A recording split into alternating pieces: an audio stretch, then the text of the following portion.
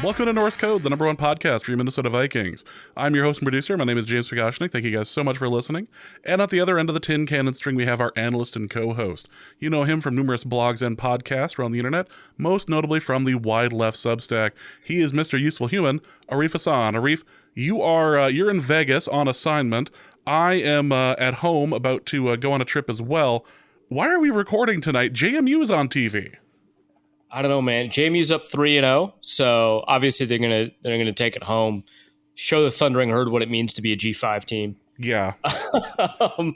Yeah, man. I don't know. There's no reason for us to record. I actually tried like 4 or 5 different 49ers experts and couldn't get them on. So I'm going to be interviewing myself about the 49ers, a team I'm intimately familiar with, of course. Yeah, that should be interesting. I can't wait to learn what you've learned about the 49ers. This should be great. Welcome to this episode of Norse Code. Hope you guys are all doing well. If you enjoy the show and would like to help us financially, you can do so in a couple of different ways. You can head over to Norse Code over on Patreon, patreon.com/Norse Code, and donate there for $3.50 a month or a little less for the year subscription. You get access to bonus material. You get access to the Discord, all of that over at patreon.com/Norse Code.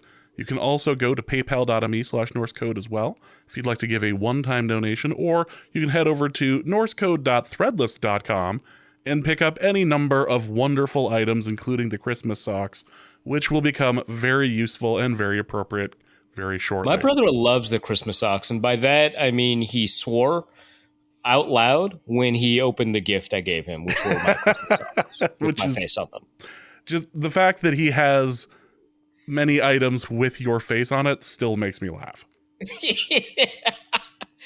Sometimes I don't think he believes I'm a content creator with a brand, and he's forcefully reminded every Christmas, and it really upsets him, which I enjoy. Do we get him a flag this year? How do we? Oh, I love that. Yeah. Send me a flag and I'll wrap it up and pack. Yeah, that's perfect. I'm just enjoying the idea of messing with him from thousands of miles away. So actually, this is perfect because he has so his house is right outside the Salvation Army Center, and so he always flew this pride flag outside of his house, and somebody would always on their way into the Salvation Army, or maybe they work for, I don't know.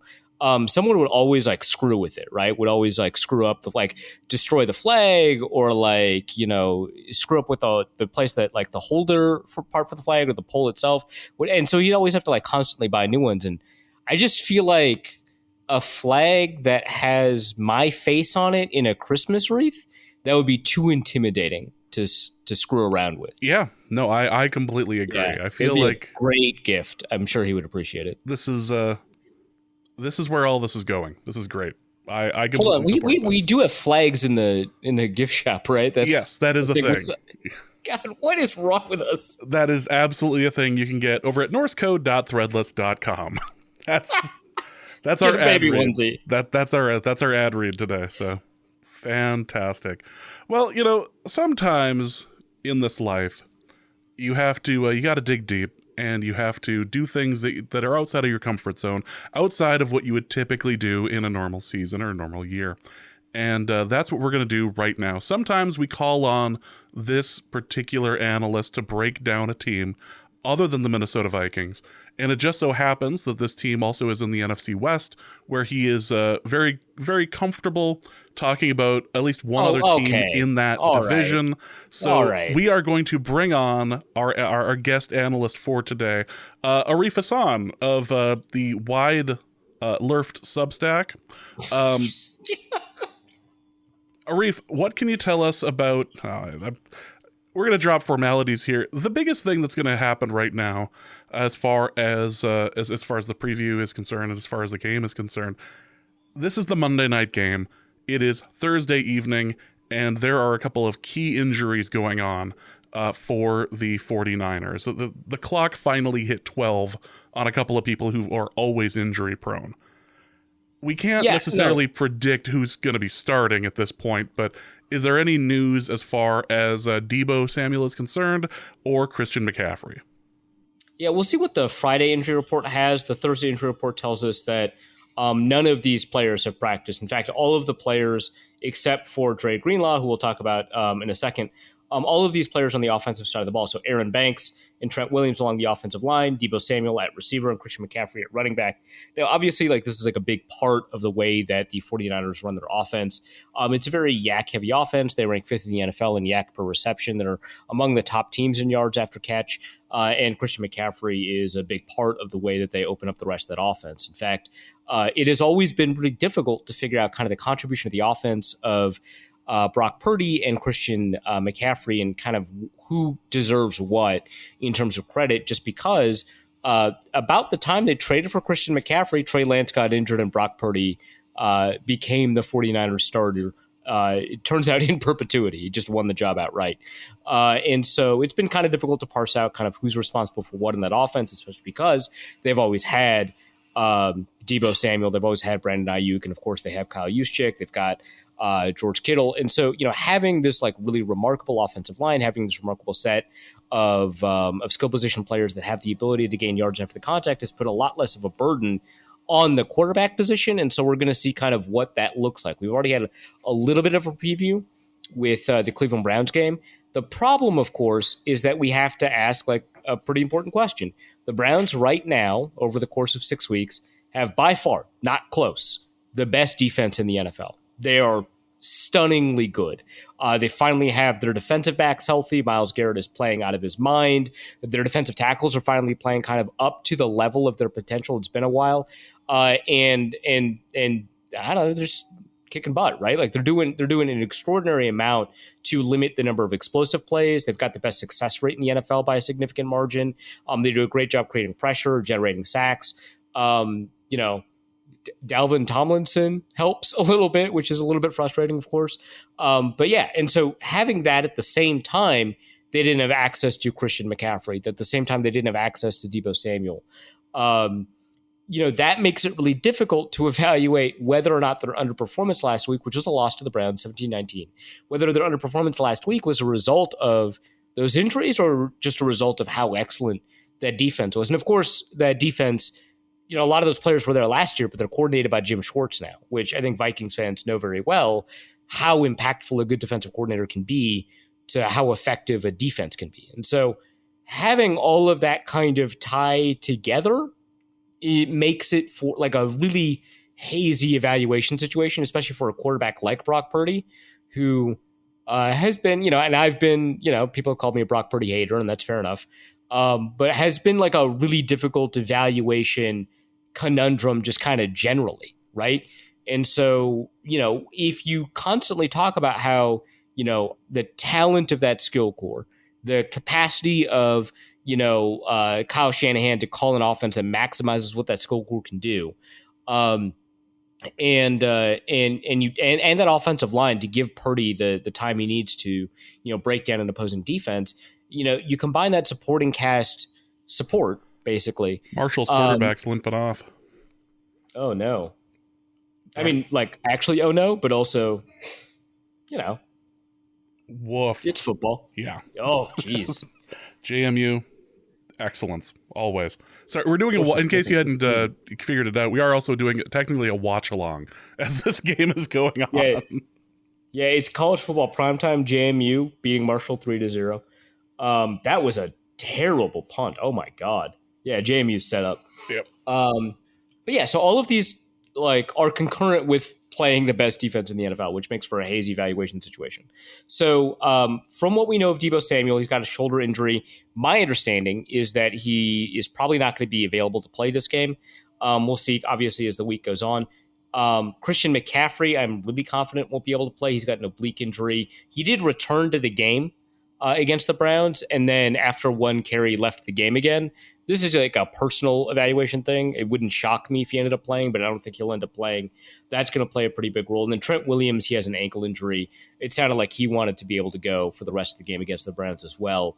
We'll kind of see. So it is possible that McCaffrey and Williams both play this next week, but I don't think they'll be at 100%. So that's a pretty important caveat to that injury situation. So for those who haven't watched a lot of Brock Purdy this year, what would you say necessarily are his strengths as compared to the Vikings corners? So, first of all, I would just suggest that people kind of watch some of the JT O'Sullivan videos over at Quarterback School. He's a huge Brock Purdy fan, and so he talks about a lot of the stuff that Brock Purdy does really well. And former NFL quarterback who's now become extremely used to doing this kind of evaluation. He does a really great job of both breaking it down in a way that a lot of people can understand. I still think that it's not like beginner friendly stuff, but that a lot of people can understand, and also kind of because he's also been a coach, not just an NFL quarterback. Also very good at talking about the way that one calls plays and determines offensive design based off of, a series of things, not just kind of what a quarterback is good at or a running back is good at or whatever. So the thing that he outlines that Brock Purdy is just great at, that I'm not going to contest, I think is true, is he's got really remarkable anticipation. So if the read of the defense is exactly what he expects, and, he obviously is very familiar with what routes are going to be run, he's got a pretty good understanding of who's going to be open. And so he's going to trigger the release before a receiver is going to be out of his break. That is a core skill of NFL quarterbacks. A lot of NFL quarterbacks have that. But he's got the ability to know where the first window is, where the second window is, and where the third window is on a lot of plays. For example, on a crosser, for example. The first window might be in like immediately, right? It could be like if there's a blitz, your first read could be on the crosser, could turn into a slant. You could throw that ball right away. The second window could be when he clears the middle of the field defender. And by that, I usually mean safety. Here, I don't mean the safety. I mean kind of like the linebacker who's in the hook zone that's like right on top of the quarterback. So, when the center snaps the ball, the linebacker is going to drop back and he's going to be aligned with where the ball is, where the quarterback is. So he's going to be basically over the ball. So a lot of sit routes, so routes that are second or third in the progression for inside receivers, they'll push up field and then they'll sit on top of the ball. That's where that linebacker is in a lot of plays because of the prevalence of those sit routes. If there's no underneath crosser or something like that to take them away. So that second window is going to be when that crossing route clears that second linebacker. And he's very good at hitting that second route. And what's great about his level of anticipation is he can begin to trigger the throw when that player is just exiting the first window before he gets to that second window. And so the linebacker might think that he needs to close down in that first window. It might move in the wrong direction, right? Purdy is also pretty good at figuring out kind of that third window, which is sometimes called the second play, where you've got, you're scrambling or whatever, and every player, instead of following the confines of the play, is now following the scramble rules of or doing the scramble drill, right? And he's very good at kind of figuring out what players want to do there. His level of intuition there is not like somebody like a Herbert or a Mahomes, but it's pretty decent. But his ability to hit that first or second window with anticipation to get ready to throw the ball before a guy gets open is really high level stuff. And it is entirely dependent on his ability to break down defenses. He's got very good pre-snap diagnosis. And so he's got a good understanding of what defenses are about to do. But if you run a fairly complex defense, like the Vikings kind of attempt to do, very difficult to diagnose defense anyway, then you've got an opportunity to kind of screw around with his reads, and he's going to have to process things post-snap. He's also good at post-snap diagnosis. But I think that's kind of where his skill set lies. And it's very funny because that's not the quarterback he was in college. He was a freewheeling, scramble a lot, improvisational, playground kind of quarterback at Iowa State. And he wasn't like amazing at it. There's a reason Iowa State didn't win the Big 12. But it is an area that he's comfortable in, even though that's not where his skill set ended up kind of majoring in, as it were, in the NFL. And so we saw that at the end of the last season, where he finally became a little bit more creative, a little bit more comfortable playing a freewheeling style of offense. We saw that against Seattle. We saw it against Dallas. We saw it in the playoffs. They attempted to do it a little bit against the Eagles, but of course he was hurt. And so he would scramble and he would put the ball into really dangerous situations. So ultimately, he is also a risk taker.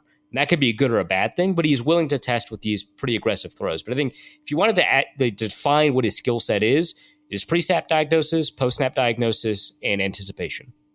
So obviously the big receivers for them include Deebo Samuel and Christian McCaffrey. But with those two people likely out, what are they looking at as far as receivers? So first of all, Brandon Ayuk is going to be kind of a really difficult matchup for the Vikings. Obviously, because the Vikings have a blitz-heavy approach on defense, and the way that they handle receivers is to have one-on-one matchups.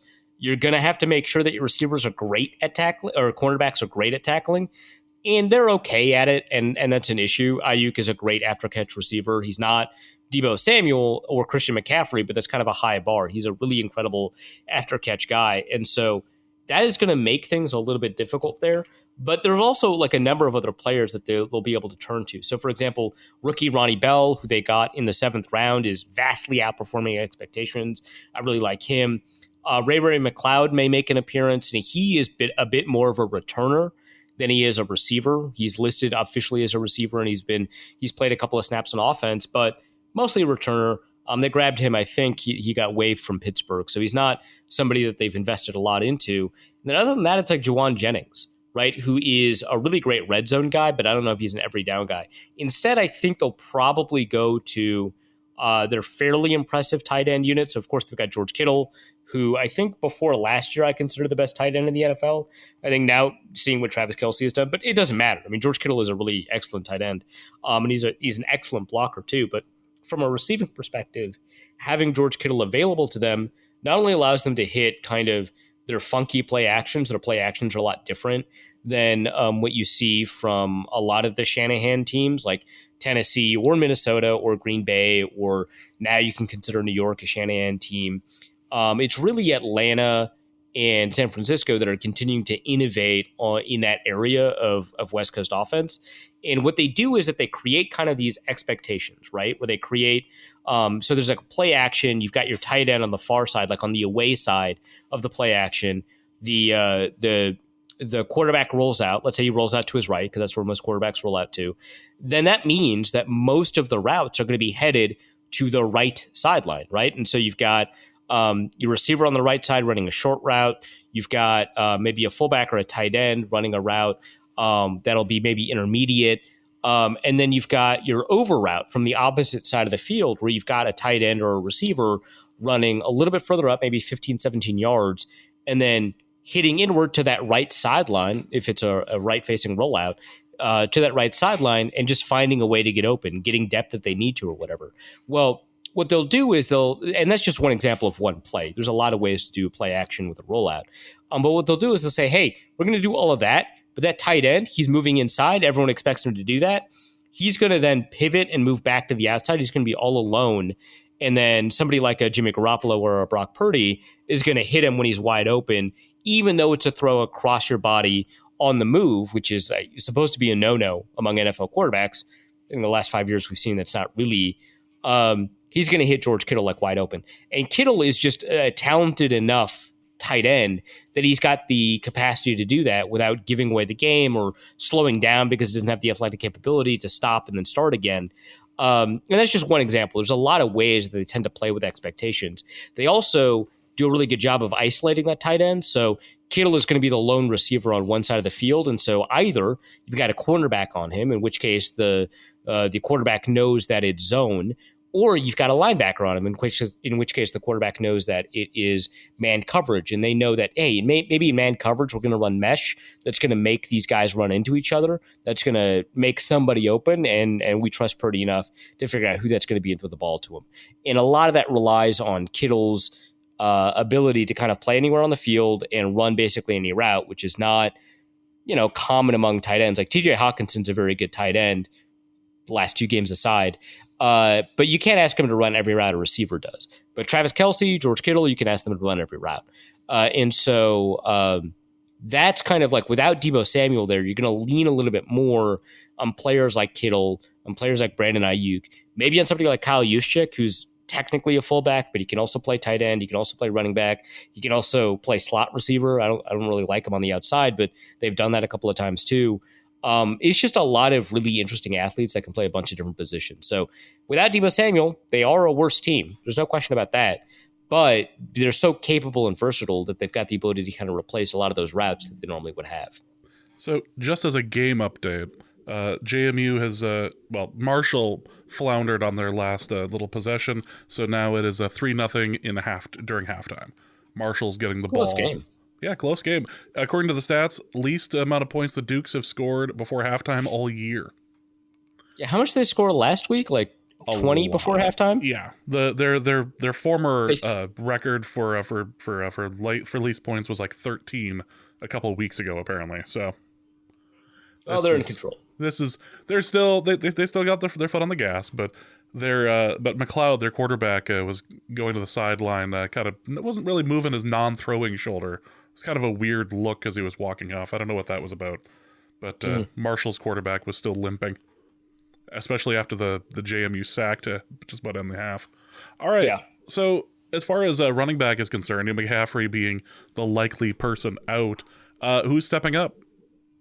So on the depth chart, you've got Jordan Mason, who's an undrafted free agent from 2 years ago. You've also got Elijah Mitchell, who like 3 years ago they drafted in the 6th round, and Ty Davis Price, third rounder from last year. And I think a lot of people expected Ty Davis Price to step up.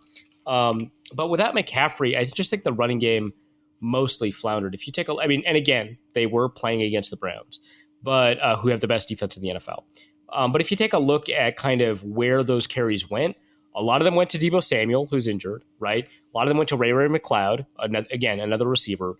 And 5 of them went to Jordan Mason, who I think is going to end up being the primary back in this game. We also saw a number of carries from Elijah Mitchell. We didn't see very many from Ty Davis Price. So it really kind of depends on the way they want to construct this offense. But I think that they want to go with Jordan Mason, who there's just not a ton of information on. Because with these Shanahan style offenses, they've got the ability to turn a lot of unheralded running backs into stars. I mean, we remember Arian Foster with Kubiak. We remember Alfred Morris with Mike Shanahan.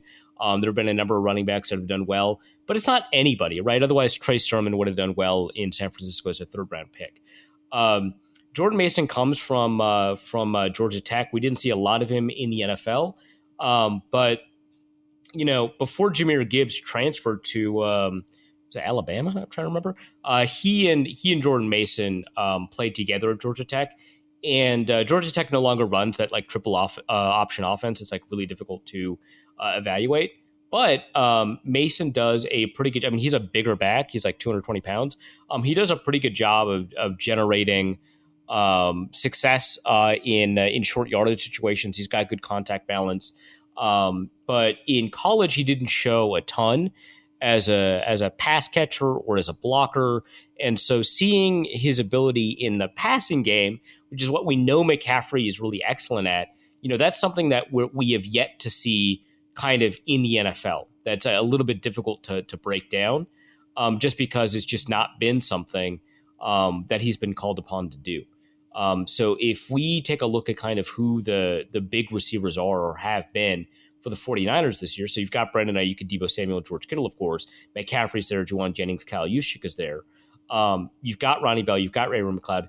Jordan Mason has played a bit part as a receiver. He's had 2 targets for them, 1 reception for 13 yards. It's just not been a big part of the game that they've asked him to play, nor was it a big part of the game that they asked him to play at Georgia Tech. So the Vikings go into this game without a ton of information on the type of running back they'll be going up against if it is, in fact, Jordan Mason who ends up playing a significant role like he did when Christian McCaffrey was hurt.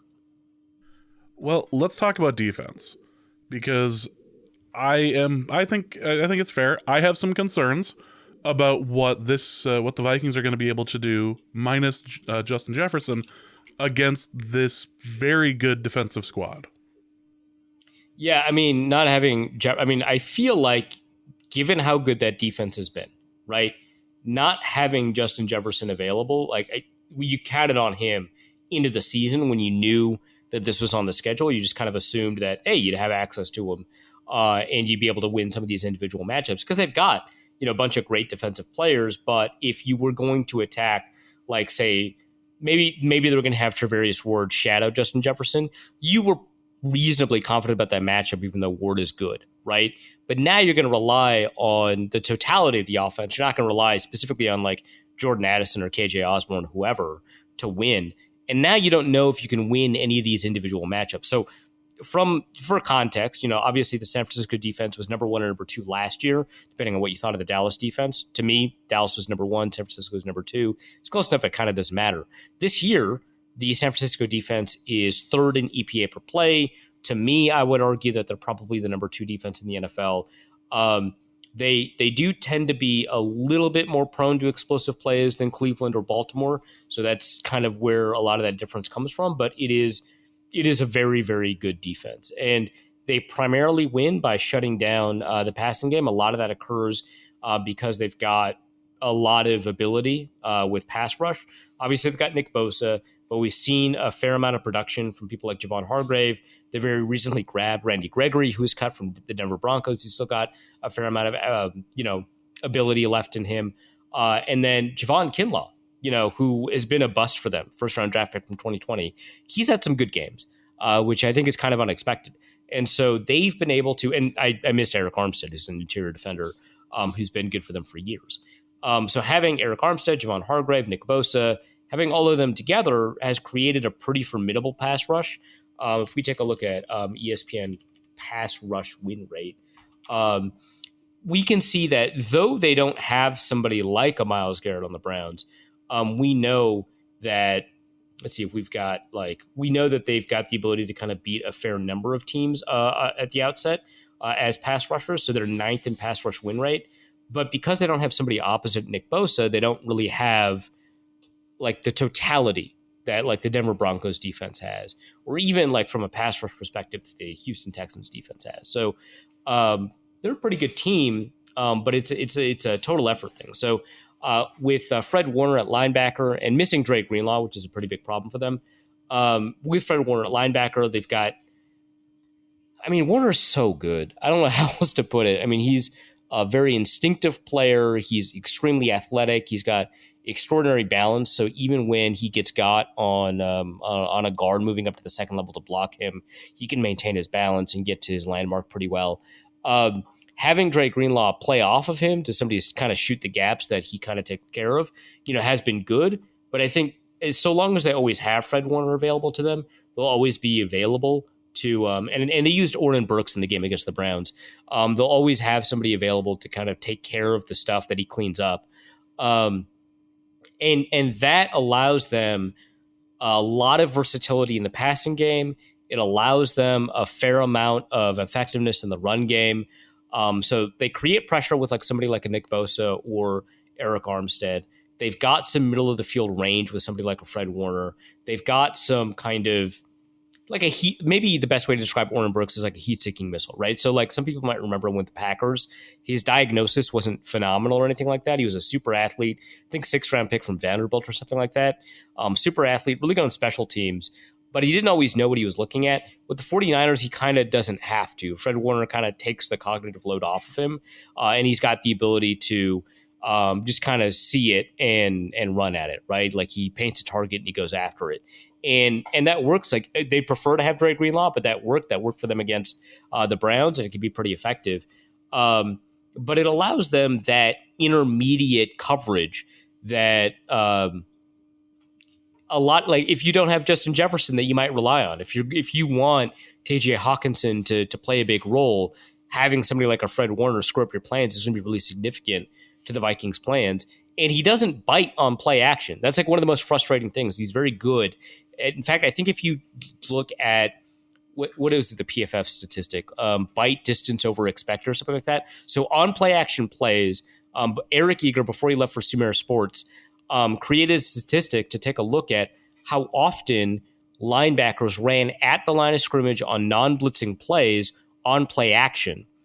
And to see what it was, what the number of yards was based off of either the individual tracking data or the chip data before they recognized what it was and tried to move back to their zone or man landmark. And that over the course of every play action that they played, when you average that out, bite distance over expected, Fred Warner was like one of the 3 best in the NFL basically every year. He just doesn't bite on play action. And that's kind of the nature of the Kevin O'Connell and, Kyle Shanahan, but the Kevin O'Connell offense is to try and create that space over the middle with somebody like a TJ Hawkinson on play action. But that high level diagnosis is going to make it difficult. So the Vikings are probably going to have to rely on KJ Osborne, Jordan Addison, in order to beat their individual matchups. The issue is, and he's not playing as well as he did last year. Talanoa Hufanga, the safety for the 49ers, a 5th round pick from a couple of years ago. And they've also got Deshaun Gibson, who's playing at a pretty high level this year. But Talanoa Hufanga is a really remarkable. They might call him left safety or right safety, and he plays both free safety and strong safety.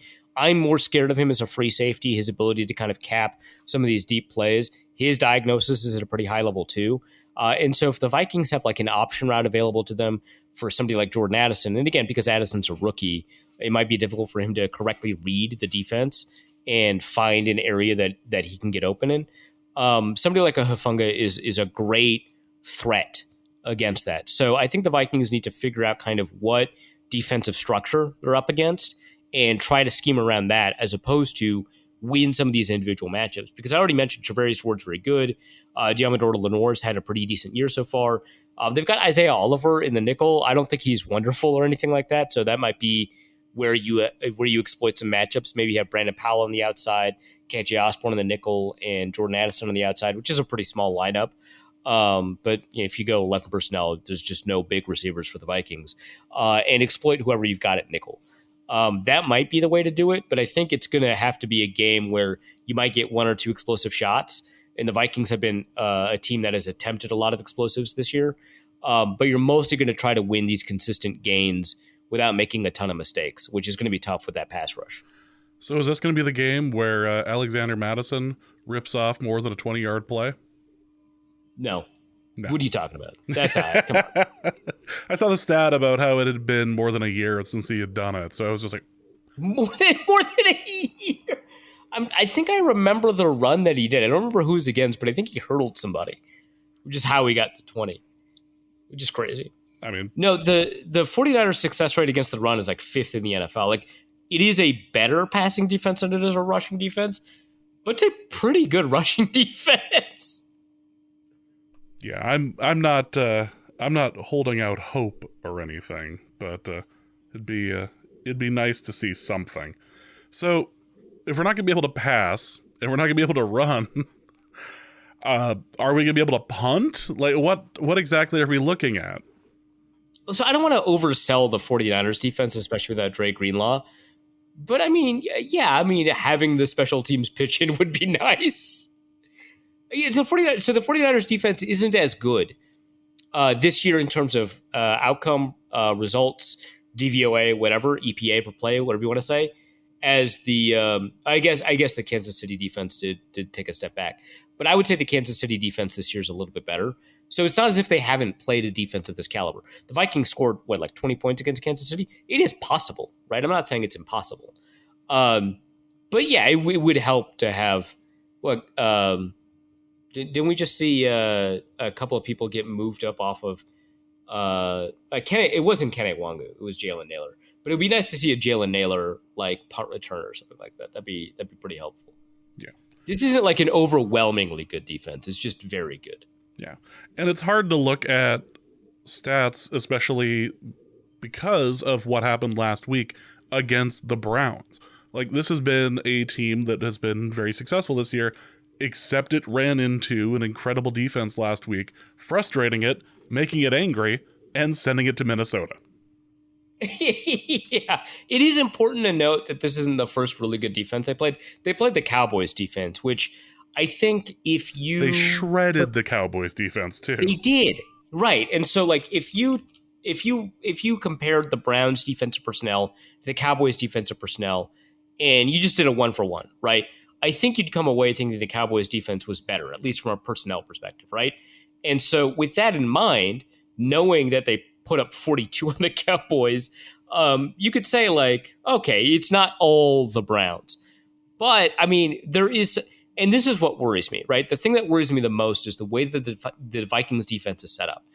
They are a heavy blitzing team. I just wrote a piece over at Wide Left about it. They love blitzing more than any other team in the league. They're the only team in the league to blitz over 50% of opponent dropbacks. And it's not like 51%. it's like 60%. Like they blitz a ton, right? More than any other team in NFL history through 6 weeks, I think, at least that we have data for. The issue with a lot of these blitzes is that they leave the middle of the field vacated. Well, how did they beat the Cowboys? They destroyed the middle of the field. It wasn't because they beat Stephon Gilmore a bunch in one-on-ones deep downfield. It's because they got open in the middle of the field, threw to Ayuk or Samuel or Christian McCaffrey over the middle of the field and like did serious damage. It was like, okay, Leighton Vander Esch is having a pretty good 2 years after disappointing for the middle part of his career. No, he's not. We're gonna embarrass him, sort of stuff, right? And like all of the it was like a George Kittle over the middle. I think were their first 2 touchdowns. Christian McCaffrey was a touchdown, but like I think Kittle had like 3 touchdowns in that game. But like they had a bunch of passes over the middle that were. I think like Purdy had like 10 yards an attempt, but a lot of it was like yards after the catch. A lot of it was exploiting the middle of the field. Well, the Vikings just like leave that vacated. They don't have like, okay, Jordan Hicks had like an amazing game last week. I don't want to knock on him too much, but like he's not Fred Warner, right? Like he's not an amazing linebacker. Maybe he is, and I'm just counting him out. And his years in Philadelphia were a good preview of what was to come, right? But I mean, like he's been a pretty bad linebacker for like 5 years, right? That's probably who he is, right? I don't relish the idea of leaving him alone while Harrison Smith and Cam Bynum blitz off the edge and he's got no help deep, right? Like the way the Vikings defense attacks opposing offenses is almost catered to what the 49ers do well, which is to pass very quickly. Purdy has one of the fastest times to throw in the NFL, and to get yards after the catch, to break tackles from defensive backs, and to take advantage of holes left in coverage as a result of things like blitzes. So I think that the Browns defense, which, I mean, Jim Schwartz isn't necessarily shy about blitzing, but he loves, having a good front four and he uses it pretty well. And it's not like the Cowboys relied on the blitz or anything like that, but they knew that they've got, matchups over the middle against the Cowboys. I'm worried that that's going to be the primary concern. I don't know that they'll put up 42 on the Vikings, but it's not just that the Browns defense was good, because the Cowboys defense is good and they eviscerated them. So, yeah, I have concerns. Well, let's head over to the mailbag. And actually, the first question is for Arif's high variance corner. When it comes to Vikings' heavy blitz defense against Brock Purdy, it feels like the defense will either surprise most and perform really well or get shredded. Do you agree that one of the 2 high variance outcomes are the most likely, or do you think it could be that there's a reality where the defense performs just, quote, fine against Purdy? Fine. It's fine. I mean, obviously there are windows for each. And Brock Purdy has actually been worse when he's been blitzed, right? So I just talked about how the offensive design takes advantage of blitzes. Well, Purdy himself, when the play switches from in structure to out of structure, becomes a huge wild card, right? So it is like possible that you activate his panic mode. He throws like a turnover. And here's the thing. He's thrown 1 interception this year, but he has thrown 8 turnover-worthy plays. So there is some regression here that is in play, that he could throw some interceptions that the Vikings could learn on to hold on to the ball, right? And his big-time throw rate is down on blitzes. His turnover-worthy play rate is higher on blitzes. His accuracy rate is lower on blitzes.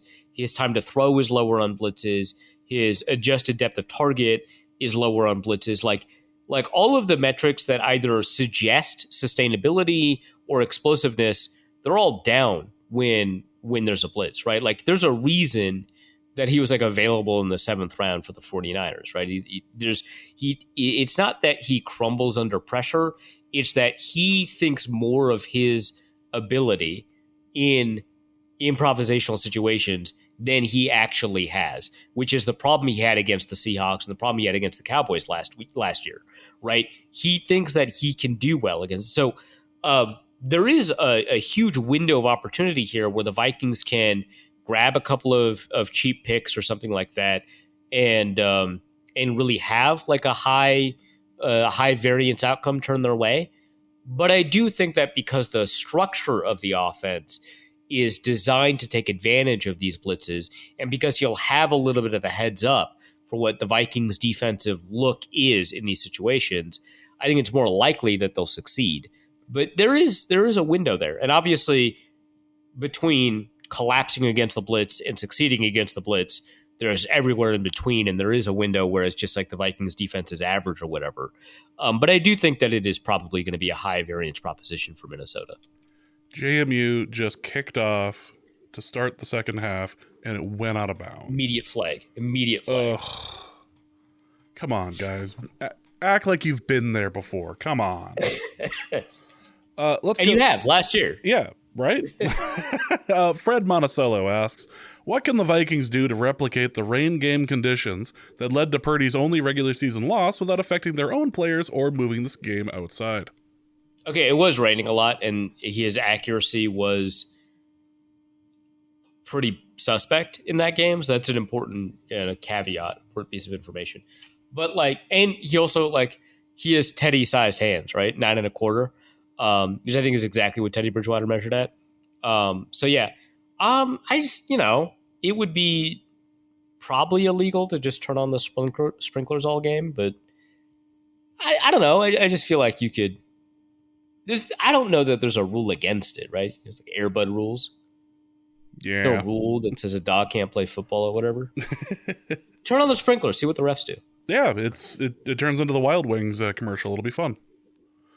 And who doesn't like those? But the Marshall quarterback's got a lot of tape on that ankle. And that running back is going backwards. There's more tape than sock. Yeah. Next question is... more machine than man. It's more tape now than ankle. Twisted and sticky. The Brandon Powell doctrine asks, why did Ivan Pace only receive 12 snaps? Has he fallen out of favor? Did Davenport necessitate a shuffling of players? So some of it was situational where you wanted Asamoah on the field instead. You're not always going to be blitzing the guy despite what the defense is. You do want to sometimes track what the opposing quarterback is. Not having Davenport available is going to change how often you're going to blitz or not blitz, or kind of whether or not you feel comfortable dropping that. You might feel more comfortable dropping Davenport in coverage than you do somebody like a DJ Guano, right? So that could change things. But I think a lot of it was just they just put a bunch of defensive backs on the field, right? They had 5.3 defensive backs on the field last week per snap, and 1.3 linebackers on the field per snap, with the rest obviously being defensive linemen. And I'm including edge rushers in those defensive linemen. So I think a lot of it was just they played a lot of nickel and with a 5-person front instead of a 4-person front. So I think that's a lot of it. But yeah, I mean, sometimes if you want somebody to roam sideline to sideline, Brian Asamoah is better. If you want somebody to blitz, Ivan Pace is a little bit better.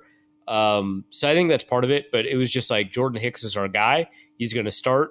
And it felt like that was the right decision with the 2 picks, right? Or the 2 turnovers. Yeah, as it turns out, boy, that juggle catch is just, really wish they hadn't come down with that. Jack asks, do you think a different band can take this offense higher? Yeah, we've advocated multiple times in this podcast that they should switch from Creed to Switchfoot. Yeah, I feel like that seems like the best possible option. Oh, 3rd and 6, come on. Timeout? Or are they just waiting for the signal? Looks like they're waiting for the signal. So as a result, you guys are waiting for the question.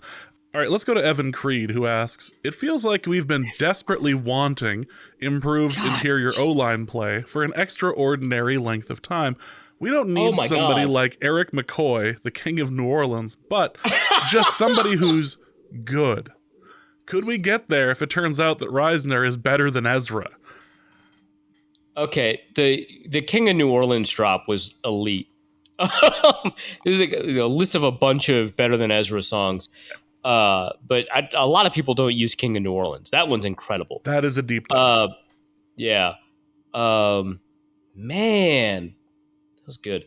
So the thing is, I think Dalton Reisner was signed to push Ed Ingram, but yeah, I mean it's not like Ezra Cleveland has outright earned the starting job. Certainly, I think that. Sorry, I can't get over these puns. I do think that there's the possibility. I mean, Ezra Cleveland is on the injury report. I don't think he practiced for the Vikings. So, as of Thursday. So it is possible that he just kind of, I don't know, Wally Pips is kind of the wrong term here, right? Because he got signed to a starter salary. It's not as if Ezra Cleveland was playing pretty well. Like Wally Pipp was playing pretty well before he lost the starting job to injury. It's not like Ezra Cleveland was playing outstanding. I do think that he's still like an average-ish guard. But yeah, I mean, it is entirely possible that Reiser is better than Ezra. God. I'm reminded of the Norm Macdonald joke on Weekend Update about the two most popular college bands of the year 1995. They were the bands Better Than Ezra and Ezra. I love that. Boy, the JMU's backed up to their own like one right now.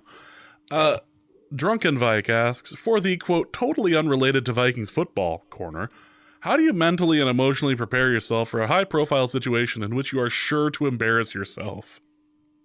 You just embarrass yourself in public before that, and then that just takes care of it. It's like sunk cost at that point. Yeah, you're fine. Yeah, you just recognize the absurdity, lower expectations, and just go out there and hope Christian McCaffrey isn't playing. Yeah, propose to somebody in public and have them turn you down. Yeah, I mean, no, that's not a good idea at all.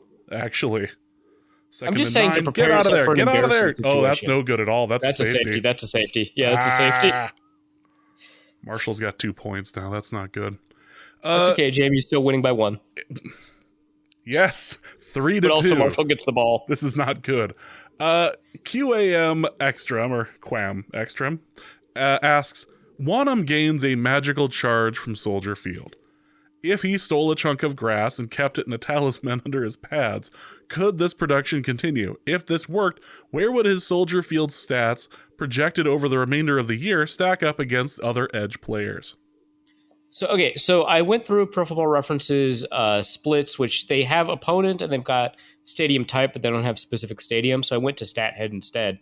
And Wanham has had 5 sacks against the Bears over the course of 4 games. He has also had 8 quarterback hits over the course of those 4 games, and a lot of tackles. So if you projected that out to a 17-game season, he would have 21.25 sacks, which is nearly an NFL record in sacks. He would need another sack and a half, which I'm sure is possible given the magic of Soldier Field. But I think the 95 hits, depending on how they are logged, would be an NFL record. So yeah, if he could play on Soldier Field every game of his career, he would go into the Hall of Fame. Mind you, his powers only activate when people forget to block him. Which just seems to happen at that particular at Soldier Field. Oh, yeah. Come on. Yeah. That's Jesus. That's not good. That's Marshall in the red zone. Jamie's going to have to rally late. That's the problem. Yeah. I'm unused to this. Yeah, unused to it. It's yeah, they're on ESPN. They got great coverage, and we'll see. It was a perfect deep shot on an over route. Yeah. After their quarterback just had his lunch eaten. Goggles FTW asks, I'm currently recovering from my 5th surgery on my left shoulder. Ouch. What should I do to help the boredom that comes with recovery? Started looking into the viability of getting a Winter Soldier arm. Okay, so first of all, I think getting a Winter Soldier arm... Did JMU just intercept that, or did they break it up? So this is what happens when you ask me questions. I look at the questions. Oh, they let a duck out, and JMU brought it down at the 1. They intercepted it. Oh, wow. I would love for JMU to have possession outside of their own 5. That would be a nice thing for this half. But yes, an interception is ideal compared to the other potential outcomes. So, I mean, Marshall could take the lead with another safety. Oh God. We don't have to focus on that. No. So first of all, I think getting a Winter Soldier arm would induce significantly more boredom until the arm is completely installed. So that's step 1, right? That's a lot of boredom baked in. 2, I just feel like I don't spend a lot of time in my day doing active stuff.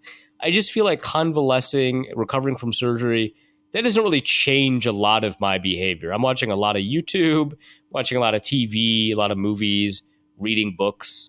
I mean, I like to pretend I read books. I haven't read a book in like 2 years, except for Matthew Collar's book. You like to buy books and just have them sit on your shelf. I'm definitely one of those dudes now. Now that I'm 35, yeah, I'm definitely a buy book and put it on the shelf and let people think I've read it guy. Again, except for Matthew Collar's book. Go get that. Learn about the history of PFF. But I'm going to be completely honest. I've only read 2 chapters of that book, but I've been traveling. That's not my fault. But yeah, it feels like this is like a normal amount. Like, I don't know, man. Do you work at work? If you don't, then you already have the answer to your question. If you do, then there's other problems you have in your life. It's sort of like the question of what do you do with your extra time during COVID? Like, some people were like really motivated, learned another language, learned another skill, all that. Just take whatever you were supposed to do during COVID and do that now. Yeah. And if it means sitting at home and watching Tiger King, maybe this is time to do it. Yeah, there you go. Let's go to we have flag football now. Logan Bolsharif asks, question for Arif's flag football corner. With the addition of flag football in the Olympics, there is speculation that the NFL will allow players to compete on the USA national team. This has resulted in many jokes about Tyreek Hill running past Lithuanian school teachers, etc. in his prime. Or rather, in his prime, would famed shutdown corner Arif Iron Dome Hassan be able to shut down NFL players in flag football? What? That's a hell of a wrong nickname. with you? Oh my God. What the? Come on, man. Also, yes. But come on, man. Yep. If Arif is anything, he's a shutdown corner. Okay. So I wouldn't be able to shut down NFL players, but I think I could like take on like Poland's best receiver. Like, I think I could do that. Well, in my prime, not now. In your prime, not right, now. Now that you're not active and not even reading at this point. Not even reading. Well, I mean, also, okay, first of all, my high school coach didn't like me, and I don't mean that that's the reason I didn't get snaps. That's the reason I got snaps, but not at corner. And so that is an issue I'll have to overcome, is that I'm not allowed to play defensive end at corner. But also that's a big help because I should not be playing defensive end. I think that's defensive pass interference here. Pass interference, good. Defense. Yes. Get them out of their own red zone. Yep. Jesus. But yeah, no, I could take on like, look, if the United Kingdom has like some receiver they think is really hot, we'll see. that ends up being it. Dude, I could shut down Wales speedsters. This is not an issue. In your prime. In my prime, not now. Yeah, definitely in your prime.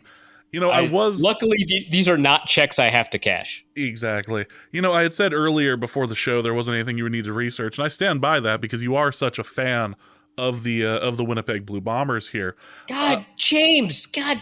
You always have the answer for these questions, so I'm not giving you any sort of what's the word I'm looking for? I'm not giving you any sort of time to like Google this player at all before I actually ask the question. So I would definitely, because you don't need to. You are a professional, right. And you have for sure all of this taken care of. For North Code from Nolan Kaler, I know Arif will probably share them anyway, but what are his thoughts as he reflects with reverence and wistful longing on the unimpeachable career of Justin Medlock as he is inducted into the Blue Bomber Hall of Fame this weekend? All right, so my understanding is that Justin Medlock is a kicker who has an NFL kicking percentage of like 66%, which in the CFL translated to 86%, and he has made 4 CFL All-Star, or I guess 3 because this is a CFL All-Star, CFL East All-Star, CFL West All-Star.